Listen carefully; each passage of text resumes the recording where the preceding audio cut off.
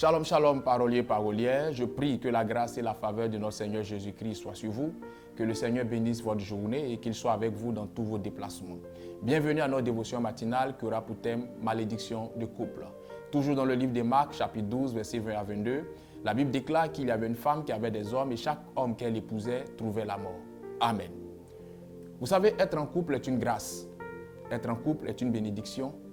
Être en couple, c'est doux, comme on pourra le dire chez nous les Ivoiriens. Et il y a certains mariages, quand vous les voyez être célébrés, vous avez l'envie de vous mettre en couple du jour au lendemain. Mais être en couple implique des exigences, implique des responsabilités, implique même parfois des contraintes que vous devez pouvoir respecter et honorer. La malédiction de couple, c'est d'abord la malédiction classique, telle que vous la connaissez. Il y a des malédictions de couple où, dans un couple, une fois que le mariage arrive, au bout de 3 ans, un des conjoints meurt. Il y a des malédictions de couple où le couple ne peut pas prospérer. Vous faites une activité, l'activité ne peut pas aller de l'avant. Il y a des malédictions de couple où le couple ne peut pas enfanter. Il y a des malédictions de couple où c'est les deux conjoints qui trouvent la mort après que le mariage ait été célébré. Mais au-delà de cette malédiction au sens classique du terme, il y a une malédiction comportementale qui frappe certains couples.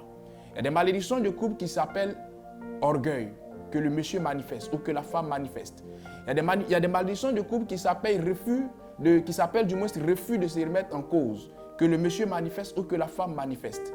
Vous savez, j'ai pour habitude de dire que dès l'instant où vous êtes engagé dans une chose, même quand vous n'êtes pas coupable, vous êtes responsable. Tout divorce n'est pas du fait d'une seule personne dans le couple. Tout divorce est du fait des deux personnes engagées dans le couple.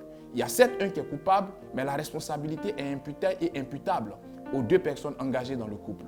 Vous devez savoir vous remettre en cause. Vous devez savoir vous faire votre introspection, votre mea culpa. Vous devez savoir reconnaître votre faute quand cela est nécessaire.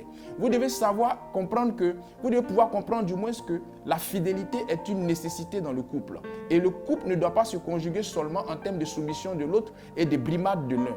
Mais vous devez arriver à faire des concessions. Parce qu'on se met en couple par amour, on demeure en couple par sagesse. Je prie que cette compréhension des choses vous anime et que vous puissiez, au-delà de toutes choses, avoir une vie de couple qui vous honore le Seigneur et une vie de couple qui vous rend heureux ou qui vous rend heureuse. Dieu est bon en tout temps. Excellente journée chez vous. Shalom chez vous.